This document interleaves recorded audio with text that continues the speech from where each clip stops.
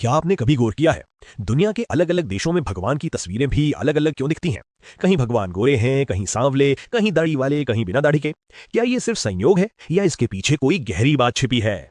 अक्सर लोग कहते हैं धर्म की किताबों में डायनासोर का जिक्र नहीं मिलेगा, लेकिन जरा सोचिए, कई किताबों में कंगारू का भी जिक्र नहीं मिलेगा और कई दूसरी परंपराओं की किताबों में हमारे यहाँ के जानवरों का जिक्र नहीं मिलता।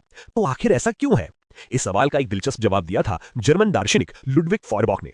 उनका विचार बहुत चौंकाने वाला था। वो कहते थे इंसान के अंदर एक गहरी इच्छा होती है सर्वशक्तिमान बनने की, सब कुछ जानने की, सब कुछ नियंत्रित करने की, लेकिन इंसान खुद ऐसा बन नहीं पाता। इसलिए इंसान क्या करता है, वो अपनी ही एक आदर्श छवि बनाता है और उसी को ईश्वर कहना शुरू कर देता है। यही कारण है कि हर जगह का भगवान वहां के लोगों जैसा दिखाई देता है, क्योंकि इंसान अपनी कमियां, अपनी इच्छाएं, अपनी असुरक्षाएं सब कुछ ईश्वर में डाल देता है। जो गुण इंसान खुद में नहीं देख पाता, पूर्ण दया, पूर्ण शक्ति, पूर्ण ज्ञान, वो सब वो ईश्वर को दे देता है।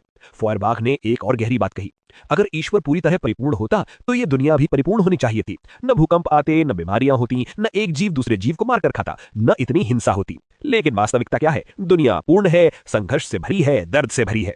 इसलिए उनका निष्कर्ष था, ईश्वर कोई अलग सत्ता नहीं, बल्कि इंसान की अपनी चेतना, उसकी अपनी कल्पना, उसका अपना आदर्श रूप है जिसे उसने बाहर प्रोजेक्ट कर दिया है। यानी इंसान ने ईश्वर को नहीं बनाया, बल्कि इंसान ने अपनी ही भीतर की तस्वीर को ईश्वर का नाम दे दिया है।